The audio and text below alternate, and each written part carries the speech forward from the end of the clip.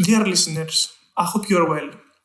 I want to thank you for clicking the button and deciding to listen to the Panticapaeon podcast. The following interview took place in Kyiv in early October 2024, in an open space, so I apologize for the sound. As I have said previously, the aim of this podcast is to publish valuable insight to remain on the internet forever. And I'm very proud for all our episodes because I view every single one of them as a true goldmine of insight. Yet this podcast is unique. I am talking with McNamee, an experienced professional specialized in political and economic risk analysis. I admire Mark and consider him a brave person because he has quitted his dream job in the West to start a business in Ukraine right after the Russian full-scale invasion. He produces thought leadership via reports, he surveys Ukrainian businesses, he organizes business events and runs a quality newsfeed. We talk about his business, the macroeconomic overview of Ukraine, its strategic industries like agriculture and manufacturing, Ukraine's population and labor force, scenarios on the outcome of the war, and we also talk about the West, the roots of Western hesitance, the nuclear threat, and evaluate Europe's as well as Greece's support. Enjoy the conversation. Українці і греки. From simply hanging on. Πατρίδα, ελευθερία, δημοκρατία. Μην σιωπήσετε. Ακολουθήστε το δρόμο της καρδιάς. Βοηθήστε όπως μπορεί ο καθένας τους Ουκρανούς.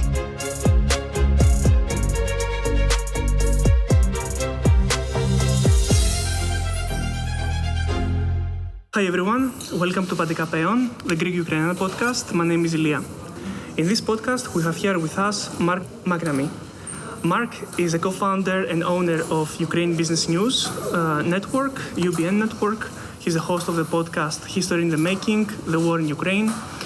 Mark has a Master of Advanced International Studies from Johns Hopkins School.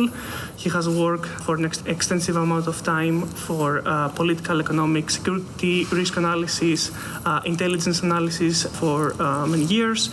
He has lectured at West Point, at different institutes, and many more. I found Mark on my LinkedIn page, and I really appreciated the insights of his thoughts.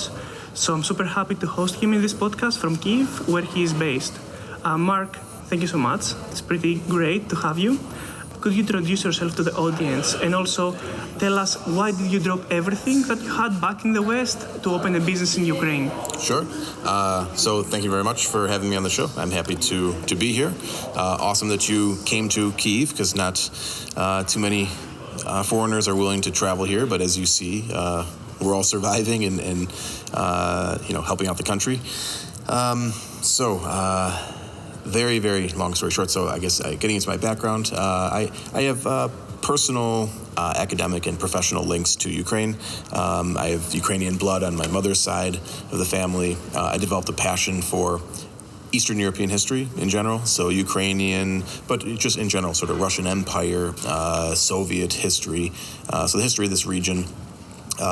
On the academic side, and then professionally, I worked in this region for now the last 15 years, and so everything sort of fit together, and so leads to my decision to drop everything and move here, as you put it. In short, I was living happily, nicely, had a great job, really a dream job that I loved in London. Was working there. I had become managing director for a company called Frontierview, which provides political and economic risk consulting to basically Fortune 500 companies invested around the world. I was the managing director of Europe at the time, so I worked in London from 2015 until late 2023 when I decided to drop everything and move here. In short, I felt sort of a personal and intellectual, academic, and professional compulsion to be a part of this, right? And it's very, it was very clear to me that we are watching history in the making, right, as my podcast is called. And I wanted to be a part of this. I wanted to witness this history, and of course, most of all, I wanted to contribute and be on the right side of history and do whatever small part I could to help Ukraine overcome Russia and really stand up for Western civilization, Western values, and defeat tyranny. So that's what's brought me here, and been here for a year now, and don't regret it for a second. It was definitely the right decision, the best decision I could have made, and it's really a pleasure and an honor to be here and to be a part of this and live amongst this awesome population at this time, and the resilience and the inspiration that I feel every day being here. Perfect. Could you tell us what have you done this year that you have been in Ukraine? What have you built? Mm-hmm. And what are your plans for later? Sure. So on the professional side, so we've started the company called UBN Network, so Ukraine Business News Network. UBN, it is a morning daily digest of business news.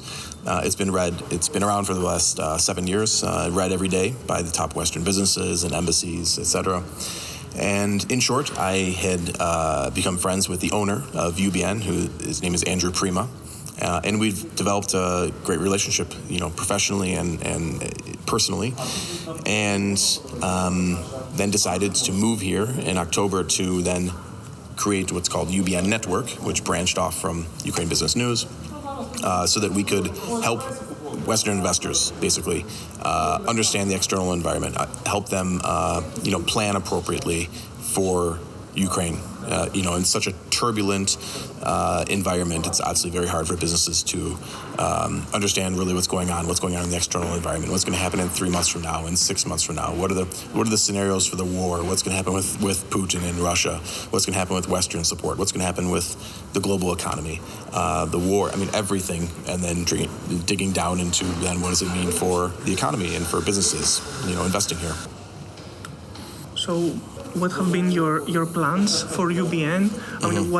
What do you want to achieve? What do you want the impact to be? Right. So look, the mission of UBN Network is to help guide Western companies through this difficult environment currently. So help with Ukraine's recovery, ultimately reconstruction coming, and to encourage them, of course, to invest further, help sustain the economy, right? The economy is another front in this war. Putin is trying to destroy the Ukrainian state in every way, militarily, of course, but financially, economically, destroying trade, and so that is another sort of front in this war. I don't have military background, so I can't fight. I'd be useless, but I can provide support, for Ukraine in this way.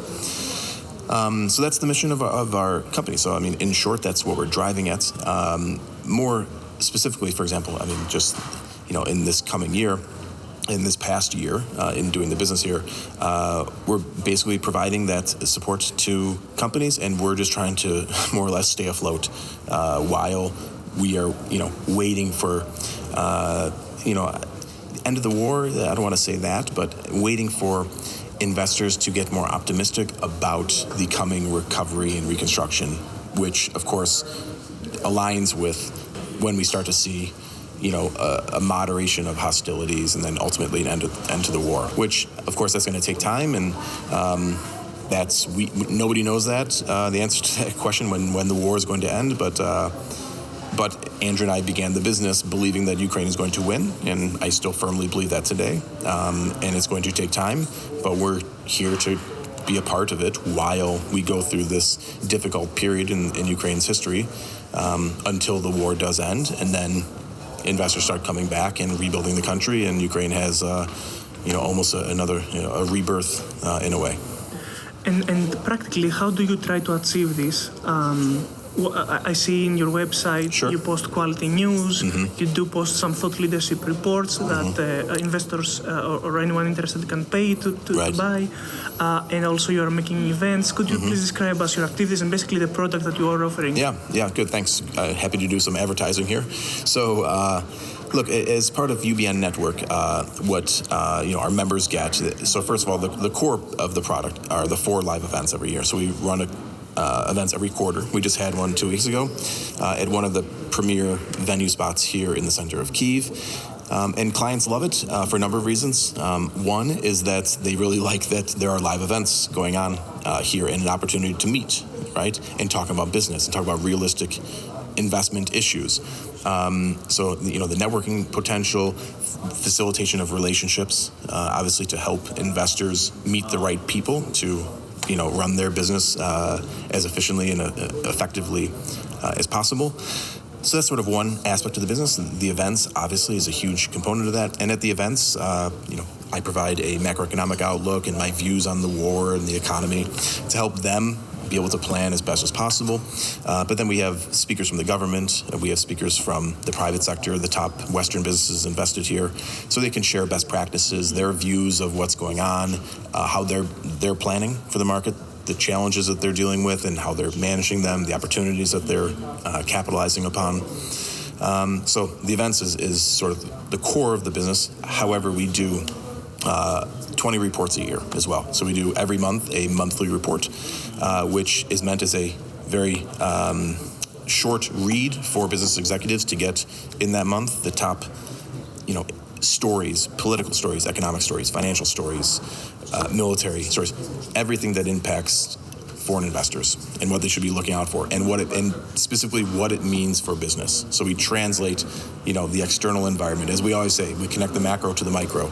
We take the investor from 30,000 feet, whatever it might be, China's growth, decisions in Washington, D.C., oil prices, obviously things on the battlefield, whatever it might be, and then connect it to Ukraine's economy and the business and investment impact. So we help them plan appropriately and keep them up to date on a very consistent basis. And we provide macroeconomic forecasts with that as well, GDP, inflation, consumer spending, the currency, etc. So those are some of the core products, but we also do a quarterly report. So in that report, we do much more extensive analysis that looks for the next year ahead. And we do a lot of political analysis there, scenarios for the war. We examine the Russian economy, consumer spending, how it's developing, how different sectors of the economy are developing and their future. And then lastly, we do a business survey report. So it's called Voice of the Market.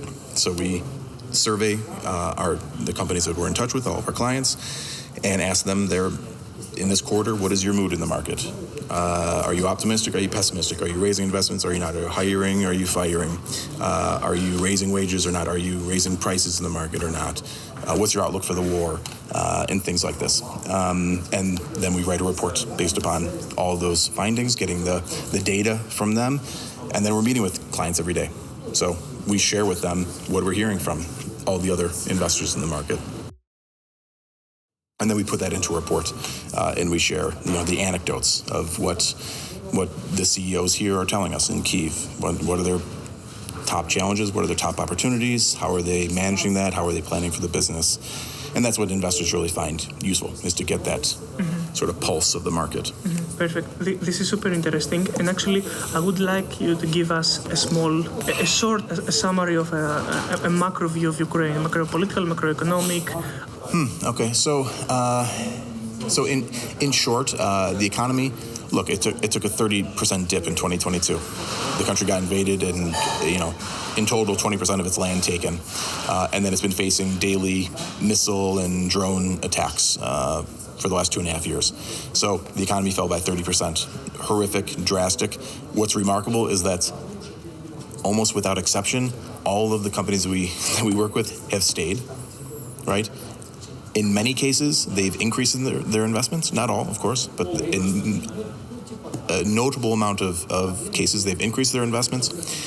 And then also a number of companies, again, not all, but a number of companies in certain sectors have actually seen their revenues improve compared to before the war in 2021. Right, so their 2023 results and then moving into 2024 were better than in 2021. Right, which is quite shocking to a lot of a lot of investors to hear.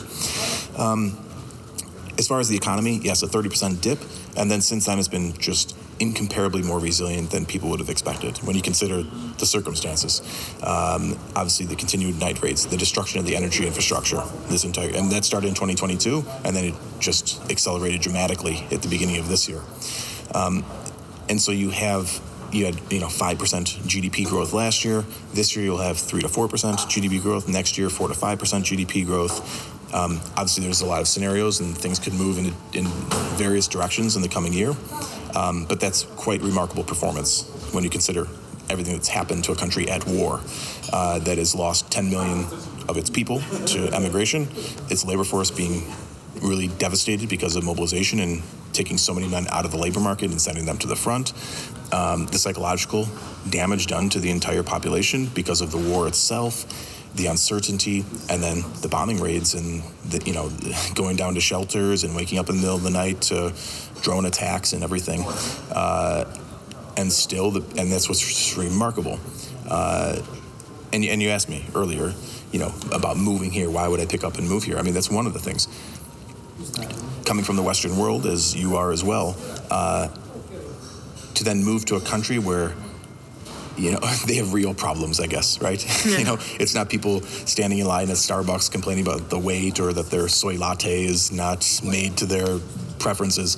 But people here, the stories are literally endless, but, on a Tuesday, and you'll see it being here this week, on just a random weekday, it's normal that we have, wake up in the middle of the night to air defense intercepting missiles overhead. And maybe you go to the shelter, or maybe you go to the bathroom to hide so that you have 2 thick walls between you and outside to protect yourself. You take your kids in there, and you might sit in there for an hour or 2 hours, and then maybe try to fall back asleep, maybe not. And then the next day, go around at 9 in the morning, 8 in the morning, and it's like nothing happened. And 4 million people in Kyiv all had the same night, and everybody keeps moving. Right, and we have that happens night after night, and then we go to our meetings the next day, and kids go to school, and kids go to bomb shelters in school, and keep moving along, and it's inspiring and it's remarkable. We don't have that experience. I didn't have that experience in Cleveland, Ohio, growing up, right? May I ask you, going back again to the Ukrainian economy, for people who haven't thought about Ukraine already, what is the potential of the Ukrainian economy? When you talk about GDP, but if we could get a little bit more specific, Sure. and also what are the strategic advantages of the Ukrainian economy? For example, as we have said also in this podcast, Ukrainian grain was part of Pericles' strategy. So grain exports were already a thing back then. Greece has the shipbuilding, ship trading. The Netherlands has water management. What does Ukraine have apart from grain export? Sure. Well, okay, so grain, for sure. I think that goes without saying. The agriculture sector here historically and the opportunity for the future here is massive. And it's been one of the key drivers of the economy, sustaining growth in these years after the full-scale invasion. Other sectors that are doing well, consumer goods overall.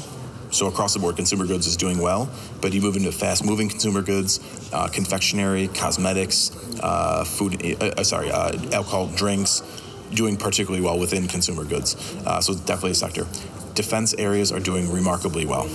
There's no terrible surprise there, but I say remarkably well because the incredible acceleration of domestic defense production is something that Western investors are now jumping into. And so we're seeing lots of conferences and lots of engagement with Western investors because they have so much potential and there's been so much invented here. The future of warfare is being made now in garages and basements across all of Ukraine.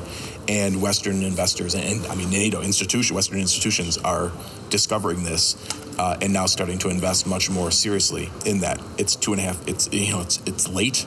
I wish this happened a year and a half ago, but that's another area that we're seeing massive, to the point that they're talking about exporting. You have to think, a country at war, they're so advanced and it's so valuable what they're doing that they want to export. And the estimates is that if they started exporting, they can make $20 billion a year based upon the novelty of the products that they're making. And this isn't done at mass scale. This is done with some Western support, with some domestic support, with some governmental support. Trying to scale up what people are inventing, again, in their basements. And they believe that they can export abroad these products to receive $20 billion so they can reinvest right into their own domestic manufacturing of these products. So, that's another, it's going on, but the areas to answer the question, the areas that are advancing Consumer goods is still doing extremely well across the board. Certain sectors within there are doing better than others. Agriculture, of course, and then all these defense and security areas are. I'm saying this in 5 years, these will be the clear opportunities as well, and in 10 years, same thing. So, yeah, that's the short answer. Those couple of the sectors. And pharma is doing extremely well. Health products for obvious reasons. Could you elaborate a bit? And actually, I'm wondering also if you could tell us about the manufacturing base of Ukraine, because it seems to me that it really has a history of manufacturing. I mean, nuclear weapons were manufactured here, ships were getting built, all kinds of big machinery was made here. So shipbuilding, for example, and we work with investors in Mykolaiv region, so down south towards Odessa, and that had been in the Soviet period and currently huge opportunity, and that will be another huge opportunity. But Mykolaiv is pretty close to, that's one of the targets that Putin had to try to make this land bridge all the way from Crimea through Mykolaiv, through Odessa to get to Moldova. Didn't succeed, of course, but Mykolaiv is pretty close to the front, and they're still seeing a lot of investment. And we work with specifically some Danish companies, right? Denmark has a tradition of shipbuilding as well, Maersk and some of these other major companies, and they're actually looking heavily into investing in developing the port infrastructure and shipbuilding sector there. Just one off the top of my head in terms of opportunities. Other manufacturing areas, they exist: chemicals, plastics, rubbers, a lot of defense areas. And that's kind of the irony, is that in the Soviet period, a lot of these defense areas, missile building, tank building, Kharkiv, of course, were famous, and these were the centers. And these were not only the centers of manufacturing, but the centers of knowledge, right, of research and development that were occurring here, because these things weren't actually researched and developed in Russia proper, right? And that's another thing sort of Westerners don't understand, is that Russia itself actually doesn't have a strong sort of academic, intellectual research tradition, and Ukraine actually does. And in fact, in the 17th century, 18th century, a lot of the academic potential in the academic institutions, the intellectualism of the Russian, Ukrainian state, Russian empire, a lot of it is exported from Ukraine into Russia. So Russia kind of stole it, you could say, but at least inherited, if you want to put it more gently, some of that tradition. So anyhow, so a lot of these manufacturing areas. Unfortunately, though, we need to be honest that a lot of the mining, metals areas, coal, Pokrovsk was a center of coal production. It still is, actually. They're producing a good amount of coal still, but that's under threat. Vuhledar, it's called Vuhledar because that's the Ukrainian word for coal, right? So the gift of coal, Vuhledar, literal translation, just captured by the Russians last week. So they're losing a lot of those historic assets that existed in modern-day Ukraine because of this invasion. Unfortunately, so a lot of those minings, processed metals, and things like that, they've been irrevocably lost because the territory has been taken, the manpower has been taken. So obviously, the financial investment and everything has been destroyed. So unfortunately, that has been lost. But that was historically one of them. Yeah. So what about the true wealth of this country, of Ukraine? What about its labor market? What about its people? Have you made some analysis so that we can understand a little bit the landscape of the population? Where is the population now? Working, fighting, residing? Yeah, this is a very difficult story because on the one hand, Ukraine has historically had an extraordinarily gifted, talented population. Again, highly educated. They were also known in the Soviet period as being some of the hardest workers. It was sort of this farming agricultural tradition. It created a very strong work ethic in the culture. And so they were known in the Soviet period. Ukrainians were known as some of the hardest workers, most loyal, most dedicated. So you have that strong work ethic. You have the high sort of intellectualism. You have a lot of the blue-collar labor from the Donetsk basin, historically, going back. And then you have the research and development. So you have that tradition of very robust labor market. The tragedy is that, of course, with this war, you have men mobilized. So you're losing these, IT guys, and you're losing some of the best and brightness of this country who are fighting as real patriots, and you're losing them at the front. You've lost a lot of women who have, of course, gone abroad, right? giving birth to children abroad and not here in Ukraine. So that is, and it's frankly, since the beginning of this year, with the prolongation of the war, the intensification of mobilization, we've heard it repeatedly every single day, every client we talk to, without exception. We ask them, what's your biggest problem? What are you struggling with at the moment? What's the biggest conversation you're having most frequently in the office? And the answer is always labor market. How do we find skilled labor? How do we find unskilled labor? How do we, how much do we have to raise wages by to attract labor from other areas? Because there is a growing deficit of labor, whether it's blue collar or white collar labor, unfortunately, in the country. And to be brutally honest, that's going to be one of maybe the biggest issue when we talk about reconstruction. When the war ends, right now it's an issue. When the war ends, who's going to rebuild the country? Yeah. Right? Could you give us a few numbers, like what was the population of Ukraine pre-full-scale invasion? How many people are fighting? How many people are now working? And also an outlook about it? Yeah, sure. So look, even before the war, there was always this sort of number thrown out of 40 million people. Okay. It wasn't very well known then, and they had not taken a census for years. So that number was always disputed. But let's sort of, people thought that was an overestimate, by the way. But let's just use that as sort of a benchmark, 40 million. It's now agreed upon that it's probably, again, to give some sense of what the real number could be today, around 30 million. Okay, when you think about loss of population with the loss of territory, some of the people have been lost into Russia, right, in the Far East, and then in the Far East of Ukraine, and then people having fled the country since February 2022. So to give a rough estimate to people, probably about 30 million. Now, if you just break the numbers down, they don't have official statistics because I think they don't want to really reveal exactly what the number is as of October 2024. But if you assume that roughly about 60% of the population is working, right, then, okay, so we get to 20 million-ish, maybe, right? Okay, but in reality, you pull away so many men, which let's say there's roughly 500,000 at war currently, and they're being replaced. So we've lost, of course, a lot of men over the last 2.5 years, but a lot of women, are fighting. So we have tens of thousands of women fighting, plus one of the best stories of this war, and what we talk about with clients all the time, is the retraining of women to take over traditionally men's roles, which is really just a beautiful, awesome story, right? And it just speaks to the the fighting spirit of women becoming coal miners and different things. Really, I was reading a story last week. Women became coal miners in the last year at Pokrovsk, and going down into mines at Pokrovsk, which is right on within artillery range, going down into these mines. It's just remarkable. So in short, that's the story. The biggest question, and we talk about it at all of our events. We spoke about it at our last event with the Deputy Minister of Economy and a Deputy Governor at the Central Bank.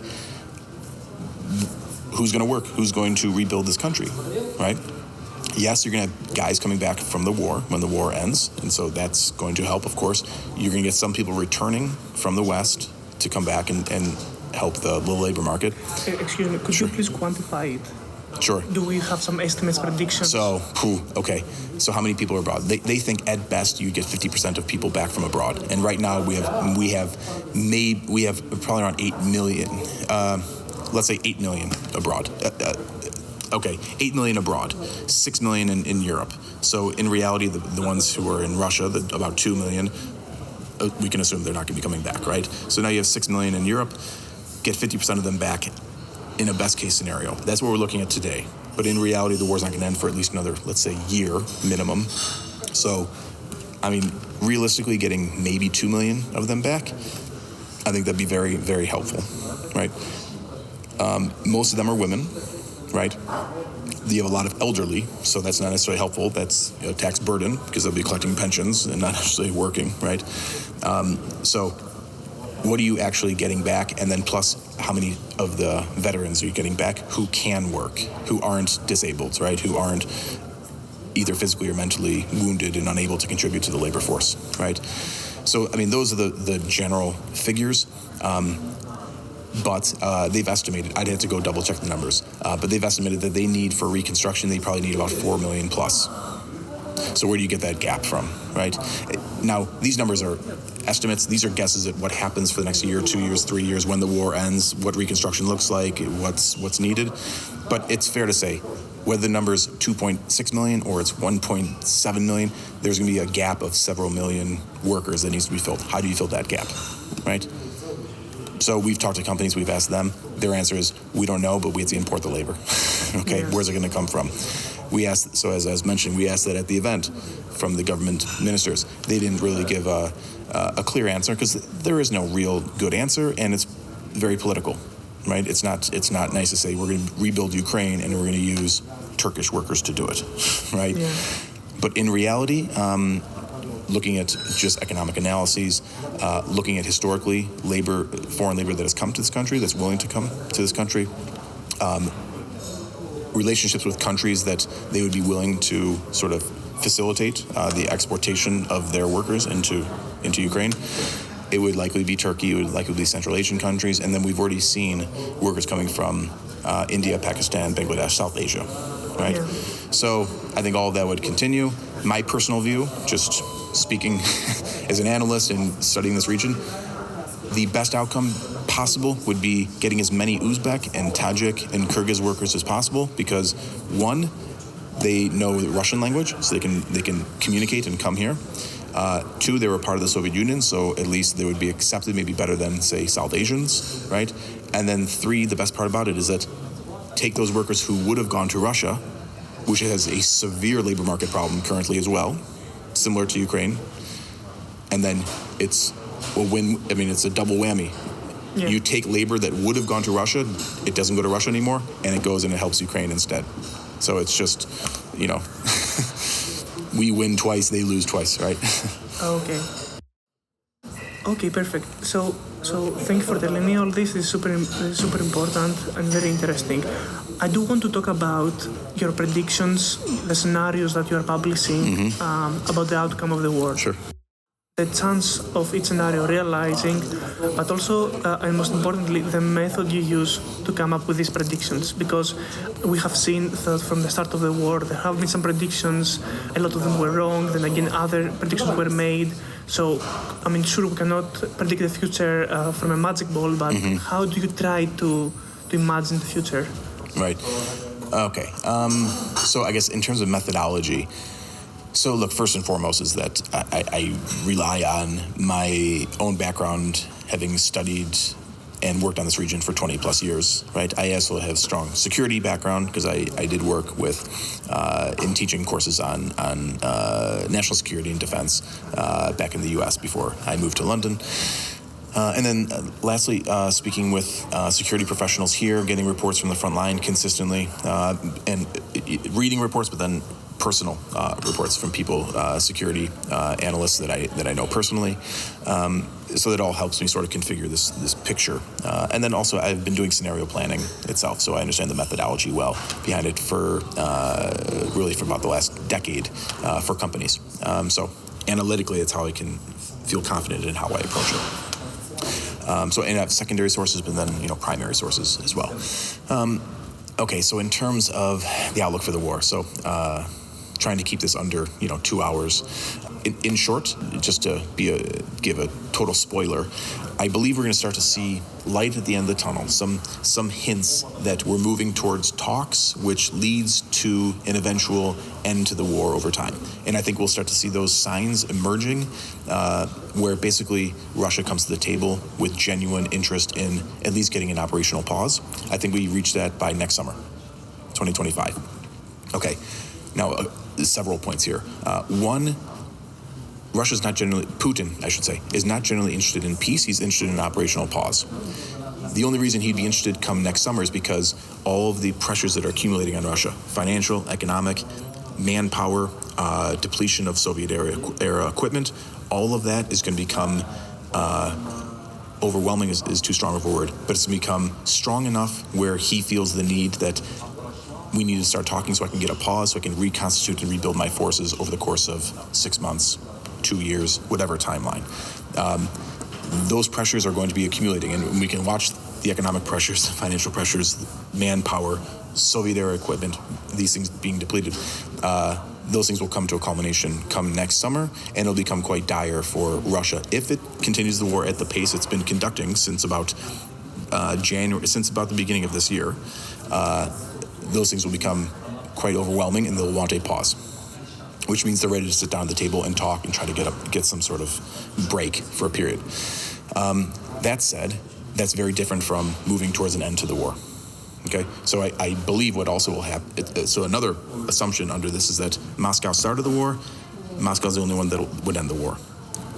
Moscow would only end the war if Putin believes he's losing. Putin believes he's been winning for the last year, right?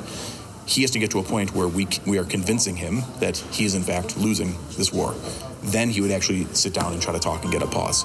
So how do we get to a point where he actually genuinely believes he's losing? We have to continue the pressure, of course, and we have to provide overwhelming support to Ukraine, to provide just overwhelming force against Putin to get him to stop. But that support is not coming. So how is it going to come, and how are we going to convince Putin to stop? Well, I wouldn't say the support is not coming. The support is not strong enough in nature, but it continues to come. And so I would even say the support that's coming, that continues to come, it is enough. For example, artillery, the ratios, the deficits that Ukraine was facing at the beginning of this year versus where they are today have shrunken dramatically. And it's because of that, the continued Western support. It's late, it's reluctant, it's drip feed. It's not enough to be ending the war now, but the accumulation over time, it has that potential. But it absolutely has to be sustained. Ideally, it would be increased, but that's unfortunately not happening. But I'm saying even at this pace of Western support and the pace of Russian depletion of its manpower and equipment at the current levels, that's what he'd be facing come next summer. That could be accelerated if the West strengthened its support, which we could. It's a matter of political will, so it's not happening yet, but that could be accelerated dramatically. But the whole point is that moves to just talking. Okay, so going down that path, then talks begin. It's not genuine. He's just looking for a break. So then you would go through this period, for example, moving into ceasefires, broken ceasefires, periods of, intense periodic bouts of fighting, matched with then, a short period of a break, then intense periods of fighting, but overall a moderation of fighting and some breaks. So maybe something more like the fighting between 2014 and 2022, right?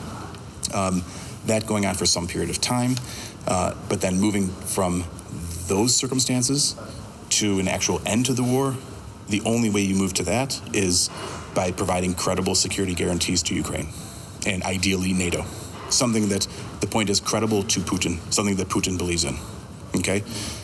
So now there's a lot of variations there. We have some models historically, right? We have South Korea has 40,000 U.S. troops on the ground. There's no NATO guarantee, but you have the guarantee of 40,000 United States troops, which is pretty good. Israel, obviously, look at the defense support from, and not just the United States, by the way, but from the Western world, but primarily from the United States. They're not in NATO, but they have security guarantees, which are believed by, as we've seen just in these past months, which are believed by the Middle Eastern world. What can Ukraine get that would be credible to Putin? NATO is ideal. I believe that Ukraine will enter NATO at some point, but we're not quite there yet. That said, we've seen just in the last 2 weeks the fact that Biden's administration has mentioned this West German model, which we've been telling clients since the war started, since February, March, April of 2022, when this war clearly turned into a war of attrition and Russia could not take Kyiv in 3 days like it planned to, that this was going to turn into a war of attrition, which it has. The only way you move out of that, you look back to the Cold War, right? And actually, the podcast I just did is just published today. I spoke with a professor from my graduate school, and we talked about these Cold War analogies. And we're getting into the details of what happened with West Germany, what happened with Korea, how did these end up in the situations they did, and does this serve as a model for today? Which we both agree it does, and that's why it was relieving to hear the Biden administration saying, essentially, we need to pursue a West German model for Ukraine. And that's what we've believed, and I've been been writing about that since the middle of 2022 to clients. This is really we're moving back to this is the Cold War, right? We were fighting the Cold War in the West believing we're fighting communism, and that was true. Communism, though, was just an edifice built on top of underlying Russian imperialism that has existed for 300 plus years, right? And that's what the Western world fails to appreciate today. Right? We're fighting Russian imperialism. During the Cold War, we were fighting Russian imperialism with the cherry on top of communism. We didn't understand when you took away the communism, there's still the imperialism underneath. So these analogies are still relevant, right? When we supported West Germany and brought them into NATO, we allowed for the split of Germany. It was obviously de facto already split when you have 20 Soviet divisions sitting in East Germany, and similarly with Korea. It was already split. That was the agreement of the 30th parallel from the end of World War II, and each side fought back to the 30th parallel, and then it was de facto split. You have Chinese military in there supporting North Koreans, and then you had 40,000, well, you had more, but by the end, with the agreement, 40,000 U.S. troops to maintain the armistice. That's what we have to get to in the case of Ukraine. Really, there's no other end. And so how do you move to that land for peace agreement? How do you get the Ukrainian population, Ukrainian military, Ukrainian government? How do you get the Western world to support that? And then how does Putin react when we move to that? And that's the dramatic, I think, people have lost the war in 2024 has fallen out of people's views in the West. I think in 2025 it's going to get quite dramatic because we're going to move towards these scenarios, and then that's where we start worrying about how will Putin react, which moves to nuclear, of course. Why are we seeking a West Germany model or a Korea model when we could have all of Ukraine? Why don't we just... what prohibits us from finding 200, 300 billion, mobilizing our industry, becoming a bit feisty? Yeah, because we don't... one, fear of nuclear escalation, primarily, and two, we don't appreciate the national security threat that the war in Ukraine poses to the Western world. Right? This isn't like the Cold War, where, like I said, you had 20 Soviet divisions in East Germany that in 2 days could have marched to the English Channel, right? And this is after obviously you had World War II and the trauma felt across the European continent. We don't feel that now. But don't we feel our credibility as the West dropping? Don't we feel that? We gave our promise, right? When Biden was in Kyiv and he was saying Ukraine will win. When so many fiery speeches happened in the European Parliament, we said that we are going to protect the global rules so that tomorrow Turkey cannot come take 20% of Greece, and it's on the security threat. Of course, it's a security threat from the US, but what about the state of things? So does this matter, or is this just cheap talk?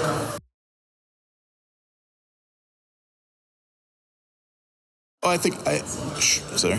So don't we want to defend? You said we don't appreciate so much the threat, right. But don't we appreciate the threat to the international system, to the rules, or do we not see it this way? Right, we don't. I think it's quite clear. Look at the newsreel. Watch BBC, watch CNN, watch any news, ABC News in the United States. Look what they're focused on.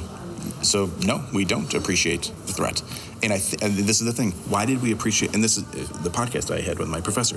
Why did we appreciate the threat in the 40s? That we created out of thin air. We created NATO, right? This is a different situation. We're just trying to bring a country into NATO that is begging to enter NATO and has been begging for 15 years to enter NATO. 15? Yeah, since 2000s, not during Yanukovych, obviously, but the population was increasingly moving towards wanting to join NATO. But under Yushchenko, there was movements they wanted to join NATO too. I just have in mind some polls that basically said that the Ukrainian people were neutral in 2014. Yeah. Well, it's the thing. I'm just thinking back to 2000. Famously when Putin told Bush, "If you're serious about bringing Ukraine into NATO." Right, because there was discussions. That's when the membership action plan. They were talking about Georgia and Ukraine bringing them to NATO. This is 2006, 7, 8, and that's when Putin famously told Bush, "If you bring Ukraine into NATO, I'll wipe Ukraine off the map." Right, and then obviously with the Georgian invasion, then the discussions kind of died down, obviously, and then Yanukovych became president, and then they put into the constitution that Ukraine would never join NATO. Right, and so it kind of fizzled, of course, but then at a minimum since the Maidan, obviously, 2013, 2014, so for the last decade, there's been this major push because of Russian imperial aggression to Ukraine, but then to all of its neighbors. Ukraine then has been wanting to join NATO, right? Where was I? We were talking about appreciating the danger. The danger. So, it's very clear Western societies don't appreciate it. Western governments somewhat do, but they have so many domestic problems at home. And this is not the same thing. I mean, you have to think, again, going back to the analogy of the late 40s, right? How did we move, and that was the question I asked, how did we move from a partnership with the Soviet Union, right? 40, 42, 43, 44, 45, working with them, lend-lease, providing all that material, the equipment, everything to Soviet Union, to then creating NATO, pointing nukes at Soviet Union, bringing West Germany into NATO. I mean, almost going to nuclear war over Germany come 1961 and the Berlin crisis. How do we move from that partnership into that era so dramatically, so quickly, right? Because Soviet Union was perceived as a threat, right? They were so deep into Europe. Americans understood after World War I, then World War II, that actually our national security, particularly with Pearl Harbor, is tied into global security, right? And either we run the international order or we don't. Yeah. And then we have more Pearl Harbors, right?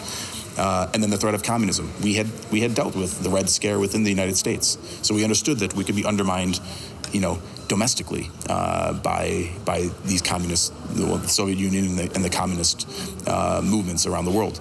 And so we understood that there was this threat, and we understood that the fall of Europe could lead to a national security problem for the United States. None of that exists today, unfortunately, right? Is there something that could wake us up, right? That could, do we need another Pearl Harbor? Do we need Russia to do something dramatic in the Western world, whether it's in the United States or in Western Europe, to make that happen? Unfortunately, maybe that might be the case. But are they dumb enough and reckless enough to do that? So far, they're not, right? So let's go into it, because you talk about not appreciating the danger, but also nuclear escalation. Mm-hmm. How realistic is that? It becomes, I think, very realistic, and we need to really wake up to the threat that, again, I think in about a year or so from now, because we were facing that in late 2022, right? There are a lot of reports that Putin was considering nuclear response when he had already lost, obviously, the battle for Kyiv, and then that summer wasn't very good for him, and then Kherson, Kharkiv, obviously taken back by Ukraine, and they're advancing, and then there were concerns that Putin was going to potentially go nuclear. Do we know more about it? More specific, what were the plans? Yeah, well, there was a lot of, he was warned against doing it by China and India. So, I mean, it was overt enough that they spoke with him through back channels, told him not to do it. And then also the Biden administration, again, through back channels, our security agencies communicated with the FSB, the GRU, and they had supposedly several meetings in Turkey discussing this at the time. And this is, November, December of 2022, saying that if you were to go down this nuclear route, we're not going to have a Cuban Missile Crisis. We're not going to have these weeks where you escalate, we escalate, you escalate, we escalate. We know, we can game theory this one out, and we know how this plays out, right? So it's very simple. If you cross the nuclear threshold, we will not respond, vertical escalation. We will respond horizontal escalation. We will remove your conventional forces in the West, essentially. So basically, we will. And the U.S. in the course of an afternoon could take out, obviously, Russia's, military assets across the Western Front. So that was the threat, plus the pressure from China and India, and so essentially, this is kind of information that's come to light over the last 2 years, but it also shows that Putin was serious about doing that. So that could happen again. Okay, so last two questions. Number one, how do you evaluate Europe's help, the European Union's help? Mm-hmm. And lastly, about Greece. And if you could tell us some details, that would be pretty awesome. About Greece, what? About Greece's assistance to Ukraine, and how do you evaluate it? How do you evaluate? Maybe you have seen some polls, maybe you have seen some data on military assistance. Oh, I'd have to. I apologize for it, because I don't know very specifically Greece's support, but you can maybe help me out. We can talk through it. Okay, European support. Look, the Western world in general, wish they would do much more because it's just a matter of political will. We could do so much more and we could remove this threat, but we're too scared and we have too many domestic divisions at home. And we don't appreciate, and fundamentally we don't appreciate the security threat that Russia's invasion of Ukraine poses to the Western order. That's terribly unfortunate, but it's been a transition, but over 2.5 to 3 years, we are slowly, at the governmental level, we are appreciating it more, right? We've seen statements by Macron in France, the Baltics, Poland, Czech Republic, the Nordics, Sweden, Finland, and NATO.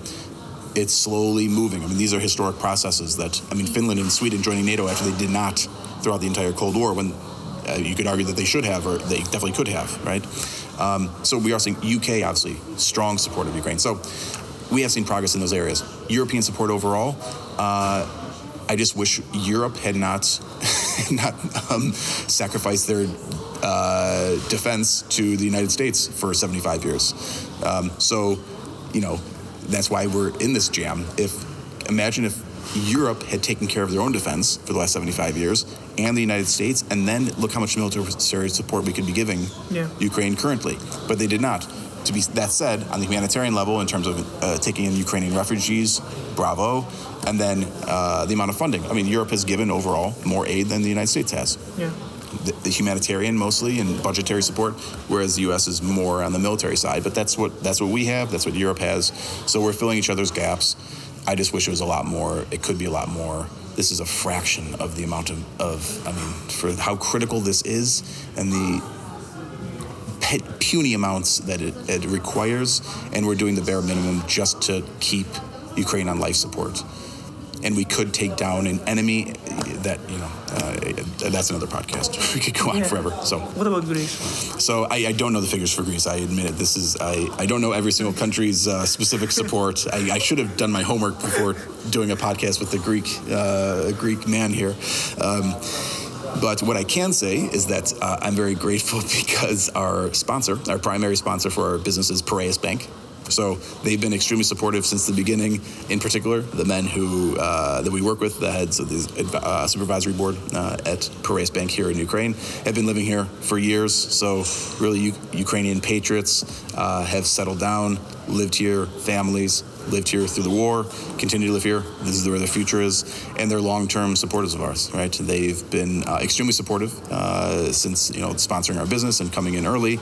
And they have the same mission and purpose that we do in terms of driving Ukraine's reconstruction and everything. So I can speak about Piraeus Bank, but then beyond that, you would have to fill in the details on maybe some of the areas where Greece has been helping out Ukraine more directly or uniquely, maybe compared to other countries. Yeah.